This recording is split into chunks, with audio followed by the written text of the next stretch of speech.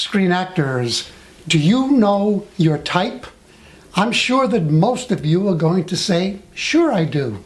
And I understand that. But today we're going to find out exactly what a type is and what it isn't. And you'll find out how clear you are about your type and typecasting. This is so important because unless you're really solid and confident about your type, then you're at the mercy of other people telling you, pushing you in directions that maybe you shouldn't be going, and that can be harmful to your career. Actually, it can be harmful to you as a person, as we'll find out later. There are so many things we can say about type, but we're going to focus on 3 in this video. One is to get clear, 100% clear about what a type is and isn't. Secondly, you're going to learn how the camera will influence the type that you're going to play or the types you're going to play. And number 3, you're going to learn the different categories of types. I'm Louis DeBianco, and this is my channel, Screen Acting Success. This is where you come each week to get the tips, the techniques, and the secrets to help you advance your career as a professional screen actor. Everything I teach here, I've learned in the real world. This is not theory, this is stuff that works.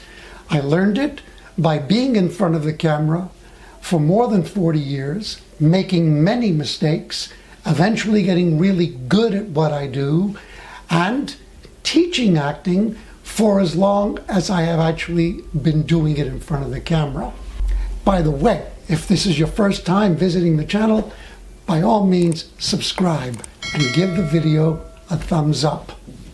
Okay, so let's begin this whole exploration by looking at some types. Let's say you've been told that you're a lawyer type, or a waitress, a prostitute, a social worker, a cab driver, a truck driver. Let's take a closer look at these types by focusing on one, the lawyer. I'm going to show you examples now of 4. 2 are real lawyers, lawyers from the real world, and 2 are fictional characters from the world of film. So here's the first one. Real lawyer Bruce Cutler. Here's the second. Fictional. He is Vinnie Gambini from the famous movie My Cousin Vinny, and of course the actor is Joe Pesci. Here is another real lawyer from the distant past in the 20th century, Clarence Darrow. And now here is a famous fictional lawyer from the movie To Kill a Mockingbird. This is Atticus Finch, and the actor portraying him is Gregory Peck. So you've just seen 4 very different looking people. Let me ask you this. Is there one that stands out in your mind clearly as a lawyer type? If you said Gregory Peck is Atticus Finch, I understand. You're definitely in the right direction. So what about the other 3? I mean, Bruce Cutler? Bruce Cutler, I would say, looks pretty much like a gangster type. Not surprising, because he became famous as a mob lawyer, and specifically defending one infamous client, John Gotti. We have to ask the question. Lawyer, prostitute, waitress, social worker, cab driver and truck driver, are they really types? No. They are characters. So think of it this way. A type is never a specific role or a person that you would play in a film. So if these are not types, they're characters, then what is a type? Let's begin with what a type is not. A type is not a role or a specific person that you would play either in film or in life. So think of types as indicators. They're just indicators of a role that you could possibly be cast in. And I'm going to give you 6 really important indicators that will help you to define your type, get confident about it, and then direct your career in a way that's going to be, well, you're going to be headed towards success. The 6 indicators are age range, body type, social status, education level, personality traits, and archetypes. We're going to delve into all of them, but first I want to tell you, this may be surprising, that 5 of those 6 are actually determined not by who you really are. They're not objective. They're actually determined and influenced a lot by the camera itself.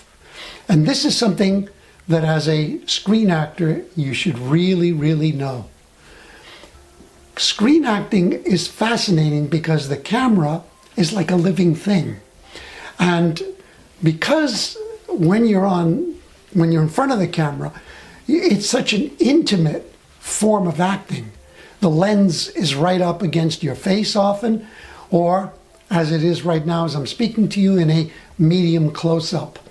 You're much, much closer to your audience than you ever would be on stage. And the camera works, or the lens works, with a play of light that interacts with your physical characteristics, with the color and tone of your skin, with the brightness and the shape of your eyes, etc. And then it projects an image that may actually surprise you.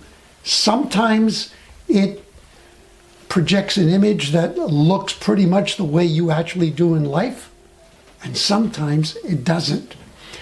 When I was teaching acting for the camera, I would do an exercise on the first day with students that will blow their minds. For instance, when it comes to age range, this is really tricky because some people look exactly their age on camera. Others, the camera makes them look younger, and some, the camera makes them look older. Yep. Another thing is that a person might have a very trustworthy face when they're not on camera, and then the camera does something, interacts with them. The chemistry is such that we see something in them that we didn't see before, and they look kind of shady. So I said to you that the camera will influence 5 of the 6. Which indicator do you think it doesn't influence? Did you say body type? You're absolutely right. Your body type is your body type. Although, even there it can play around, because you probably have heard or even learned that the camera can sometimes make you look about 10 pounds heavier than you are. But basically, if you're a rather large, round person, that's what you're going to look like on film.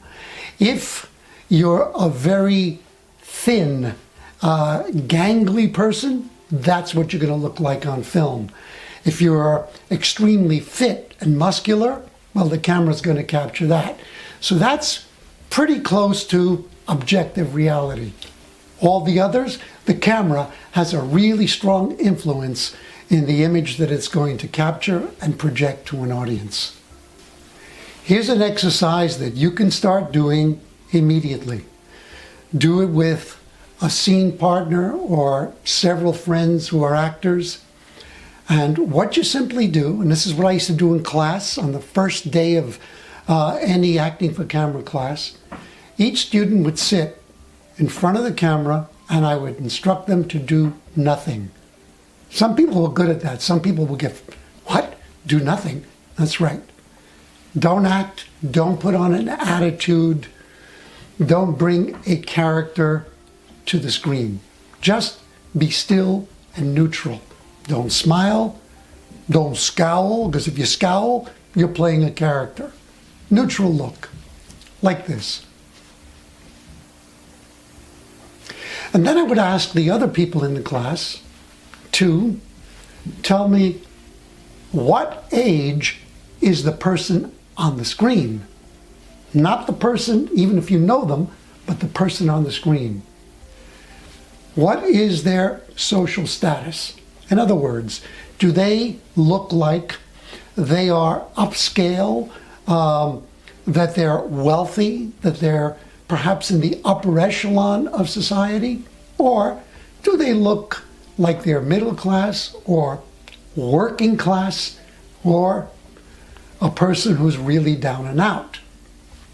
Then we would take a look at education. Again, the person's real education level has nothing to do with it. What does the camera see and say and show to an audience? And then we would come to personality traits, which we will get into in a moment. Now, I'm going to use myself as an example. My age range, I think right now on camera is anywhere from 60 to, let's say, mid-70s. It's a fairly wide, but I think accurate range. My social status on camera has always been working class, guy from the streets. My education level, this is interesting, has usually been high school dropout, not a guy with a lot of education. What's the reality? I have a master's degree in English literature. I write. I am articulate. Do I ever get cast as college professors, which, by the way, I have been? No, because that's not the main hit or image that the camera is capturing and reading. And I'm okay with that. That's why I have played many, many gangsters, guys from the streets, guys for whom education, most of the education was not that important. And once again, you can fight that or you can embrace it. I embraced it, and it has given me and still gives me a really interesting film career. Now let's look at personality traits. These are really important as indicators that will make it clear for you what a type is and what a character is. Remember, a lawyer is a character. That's a role that a person plays in society. But when we talk about a personality trait like cold, and you're going to see an image on the screen of an actress. She's probably a wonderful human being, but she usually plays cold, tough women. Hard. That's Gina Gershon. Warm. Innocent. Sexy. Again, that's a tricky one because sexy is a subjective image, but we do in society have a certain kind of specific image that we identify as sexy. So does a person give that off? Nerdy, menacing. Here's a menacing guy. In case you don't know, the actor is Danny Trejo. It's wonderful. He became famous in a film called Machete. I have seen pictures of him smiling. Even when he smiles, he can be a pretty scary guy. Again, he's probably a lovely human being. But when he gets in front of the camera, his natural one of the main traits, personality traits that jumps off is menacing. Let's say goofy is another one. You can list a whole bunch of traits. Once you know those, then you can apply them to different characters that you might be called upon to play. See, even when I said cab driver and truck driver, you may have a certain image, but listen, I have met cab drivers who came from other countries and who have PhDs, but they're in North America, they're in Canada, the United States, and cab driving is one of the only things that they could get a job at because their degrees weren't honored in North America. But again, that is a role, that is not a type. So know the type first, and then you can apply it to the role. Because as we saw with my cousin Vinny, that lawyer was really a gangstery kind of lawyer. And Bruce Cutler, although he is a lawyer, actually does look and feel like a thug. And sorry, Bruce, but that's what the camera tells us. Next thing that you want to learn is the archetypes, and which archetype do you fit into. Archetypes are typical of images that we have of people, and this transcends time and place. For instance, the hero. For women, the femme fatale. We have a certain image of the seductress who is, a dangerous and mysterious and sexy kind of woman. Let's say the victim, the leader, the sage. Once again, each of those words should conjure a certain image, but it's not a specific role. For instance, a leader, what are we talking about? A leader in the military, a leader in business, a leader in education. Each one of those would be different characters or roles, but the general archetype is leader, that the person's image communicates to us something that we identify with leadership. Now here is something really, really important. Whatever type you determine you are, and whatever type the industry starts to agree that you are, and you get cast as, don't ever fix that as your identity. There's a danger in that. I've actually seen where acting teachers have very strongly convinced people, especially women, you're this type, you're the... I remember meeting an actress who said, I went to this class and the teacher told me that I was this, trashy kind of street type. Well, that's what he saw. He basically said to her that, you're the prostitute type. Well, if she started, limiting herself with that kind of thinking, it could be damaging to her career and to her personal self-image. So don't ever fix in your mind that the type defines you as a person and certainly doesn't define your range as an actor. So what do you do once you're aware of the types that you might be seen as in the business? First thing is that you embrace it. You fully accept it. You don't fight it. Wishing that they would see you as the innocent, loving mom, when that is not the image that the camera generally picks up when the camera looks at you, is going to create a lot of frustration for yourself. Likewise, for a guy who's very funny and maybe pudgy and round and is able to make people laugh, if he keeps insisting, well, I should be, cast as the really tough gang leader, chances are that it's not going to work out. So embrace it fully. Then exploit it. How do you do that? You maximize that image in great headshots, in any promotional material that you do, in the demo reel that you put together. Really emphasize that image, letting the business, the show business know that's who you see me as, and that's what I feel confident bringing to the table when you cast me. And then, once you start to get a lot of work, you start to develop a strategy, if you want to, for how you can start to determine your own type. I'm not going to get into that in detail in this video.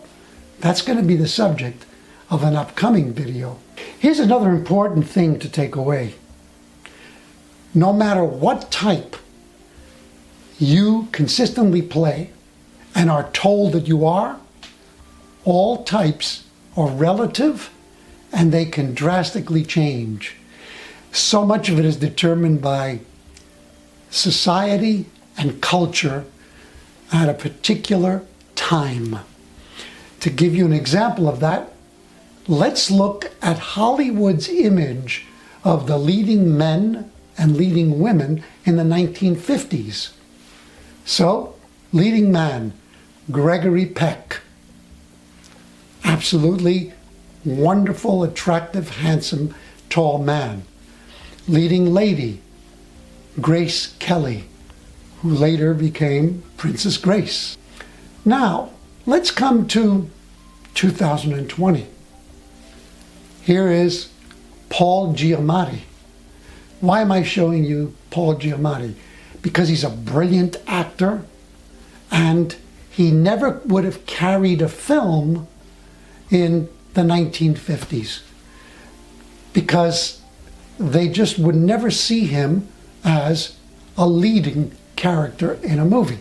But today, he is a kind of leading man. Another one that might surprise you is Meryl Streep.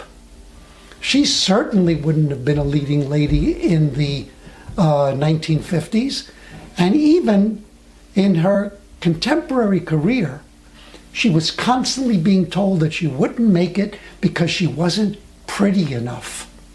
And yet, what do we know about Meryl Streep?